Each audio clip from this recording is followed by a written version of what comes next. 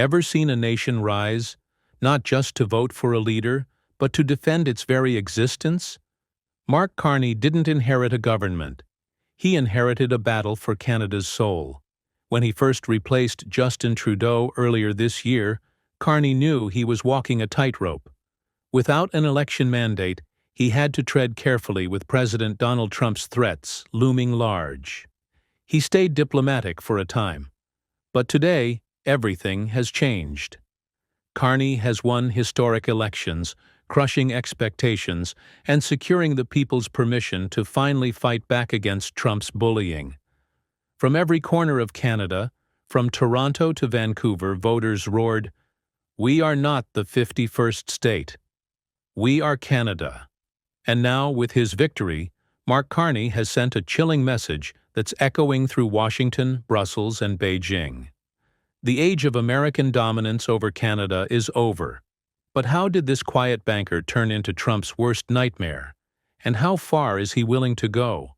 In this video, let's understand what really happened and what this historic night means for the world. Not long ago, Pierre Poilievre seemed unstoppable. He had captured the anger of Canadians weary from the soaring cost of living, the frustration over immigration bottlenecks, and the fatigue from years under Trudeau's Liberals.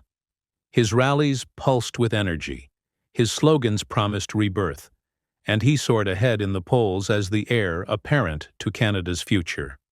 He told Gen Z that homes would be affordable again, assured boomers their pensions would be safe, and wrapped himself in the familiar mantra of Canada First. But what seemed like political genius soon turned into a catastrophic miscalculation. Poilievre misjudged the national mood at the most critical moment. As Donald Trump ratcheted up his hostility toward Canada, slapping tariffs, mocking its sovereignty, and even floating the outrageous idea of annexing Canada as the 51st state, Poilievre's slogans stopped sounding patriotic. They started sounding dangerous. Canadians, staring down existential threats to their independence, no longer saw Poilievre as a defender. They saw him as a potential collaborator, a man whose rhetoric rhymed too closely with the very figure threatening to swallow them whole. Election night delivered a brutality rarely seen in Canadian politics. Not only did the Conservatives lose the election, but they also lost their leader's own seat. Poilievre, once the standard-bearer of a new Conservative movement, was ousted from Carleton, Ontario.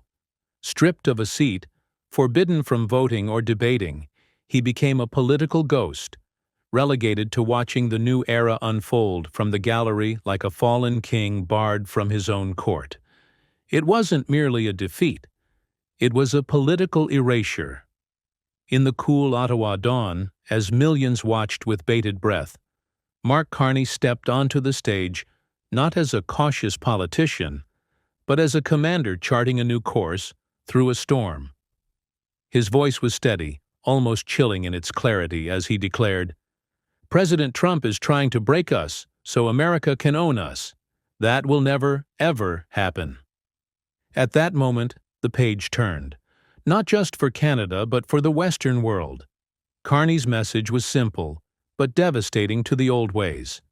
The age of quiet Canadian reliance on U.S. goodwill was dead. The old handshakes and silent accommodations were no longer enough. Canada would not ride on America's economic slipstream anymore.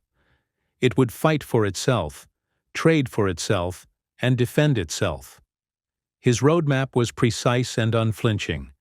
Build independent trade partnerships with Europe, Australia, Japan, and democratic African nations.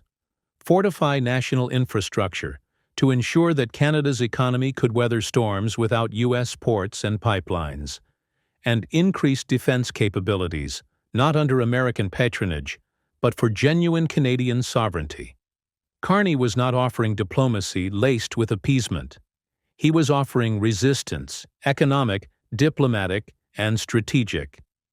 Where Trudeau's sunny ways had once tiptoed around conflict, Carney embraced it with the grim professionalism of a man who had spent decades managing crises at the helm of central banks. Canada, he declared, would no longer ask politely for a seat at the table. It would build its own. And all this has roots in what Trump threatened to do with Canada. In the crucial final weeks of the campaign, Trump could not resist inserting himself into Canada's domestic affairs, not with subtlety but with bombastic arrogance.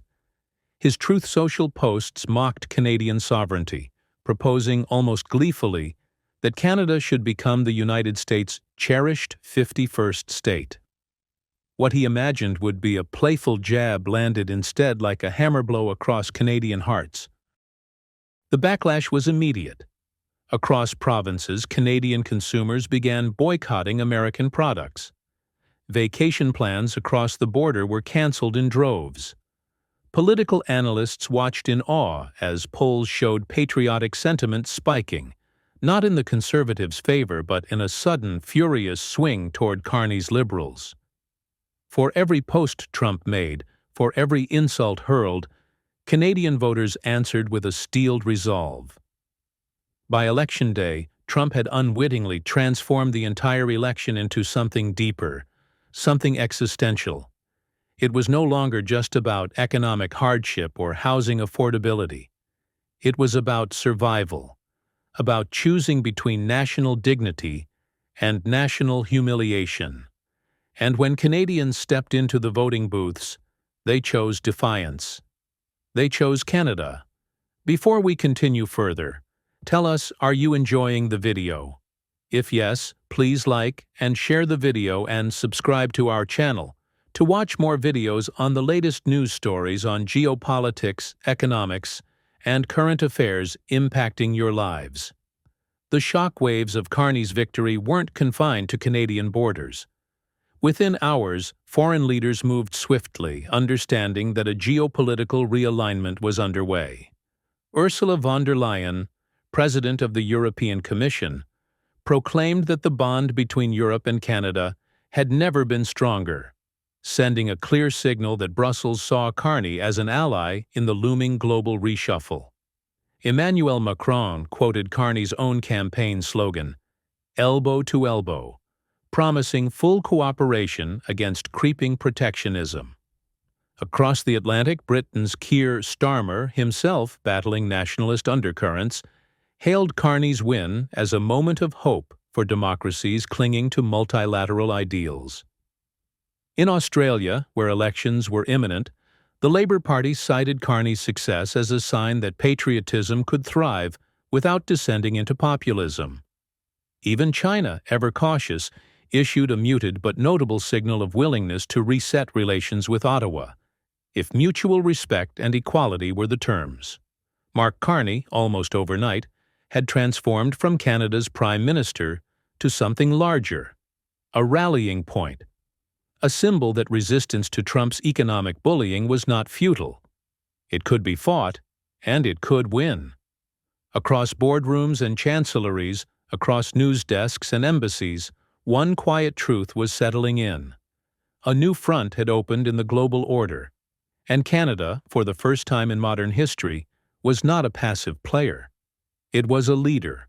However, when Mark Carney took the stage for his first official speech as Prime Minister, the world expected him to offer reassurances, to patch wounds, to play it safe. Instead, Carney delivered a thunderclap. This was not a speech written for quiet applause in Ottawa. It was a call to arms directed at every capital across the globe. If the United States under Donald Trump was retreating from the free world, Carney thundered, then Canada would step forward to lead it. And not timidly, boldly, relentlessly. His vision was radical in its scope and surgical in its precision. Canada would no longer act as a quiet junior partner in America's shadow.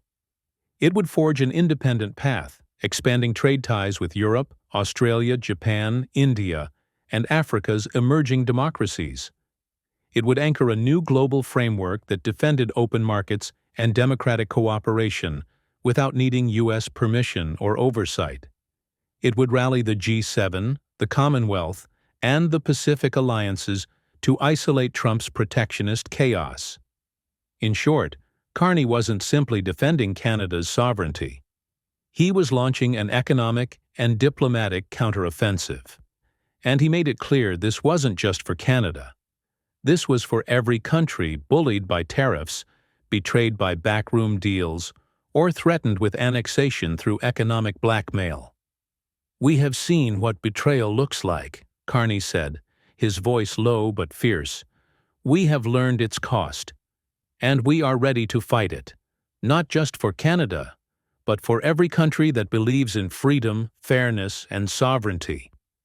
Ottawa, once seen as a quiet northern outpost of diplomacy, had become the new front line, and Trump, the man who thought he could humiliate Canada into submission, had just found a rival he hadn't counted on, a banker who understood markets better than Trump, and a patriot who understood that sovereignty wasn't for sale at any price. But victory speeches are easier than governing. Mark Carney, despite his roaring mandate, faces a treacherous tightrope. Leading a global resistance against Trump without plunging Canada into deeper economic peril will require a level of strategy, finesse, and ruthlessness that few world leaders have ever mastered. Every move will be a calculation between courage and caution. Carney's first battlefield will be trade. He must rapidly negotiate free trade deals with Europe, Australia, and Asian democracies, offering new lifelines to Canadian industries battered by Trump's tariffs, without giving Trump the excuse to unleash full economic warfare. At the same time, he must shepherd Canada's allies into coordinated action, persuading the G7 to respond to Trump's protectionism with a united front, without alienating key players or sparking internal fractures. Defense spending looms as another urgent front. Carney has promised a Canadian military that stands more independently from the United States, with new investments in domestic manufacturing and procurement. Yet funding a serious military expansion without gutting social programs or inflaming national debt will be a Herculean balancing act. Even his greatest assets, his calm attitude, his financial mastery, and his Rolodex of world leaders will be tested like never before. The upcoming G7 summit in Alberta, where Carney is expected to confront Trump directly on global trade and security, may become the defining showdown not just for his prime ministership, but for Canada's place in the world order. If Carney walks the tightrope with precision, Canada could emerge as a giant among middle powers. If he slips, the backlash could be catastrophic. What happened on election night wasn't just a transfer of power. It was a battle for the soul of a nation, and for the future of every country still clinging to ideals of freedom and dignity in an era of rising nationalism and chaos. Mark Carney didn't simply inherit a seat in Parliament. He inherited a fight, a global test of will, at a moment when the world desperately needed new champions. Trump called Canada a natural part of America, dismissing a century of struggle and identity with a casual insult. Carney, standing firm beneath the maple leaf, declared Canada to be a sovereign nation whose future would be determined not in Washington, not in Mar-a-Lago, but in Ottawa by Canadians themselves. And Canadians responded with thunderous unity. Across every province and territory, across every class and generation, they chose freedom over fear. They chose dignity over deals. They chose a future that might be harder, but would be theirs to shape. The battle against Trump's world order has begun, and somewhere in the snowy streets of Ottawa, a former banker turned prime minister has just fired the first shot. Not in anger, but in unbreakable, unshakable resolve. The world is watching. And this time, Canada is not following. It is leading. Do you think Mark Carney will actually succeed in leading a global resistance against Trump's economic pressure? If you were in Mark Carney's position, how would you respond to Trump's trade threats? In the comments section below, share your thoughts on who you think has the stronger hand now, Trump in Washington or Carney rallying the world. Do you want to watch more videos like this one? If yes, subscribe to our channel and press the bell icon next to it. We bring the latest news stories on geopolitics, economics, changing world order, and current affairs. things you need to stay informed. Thanks for watching, and until the next video, stay tuned.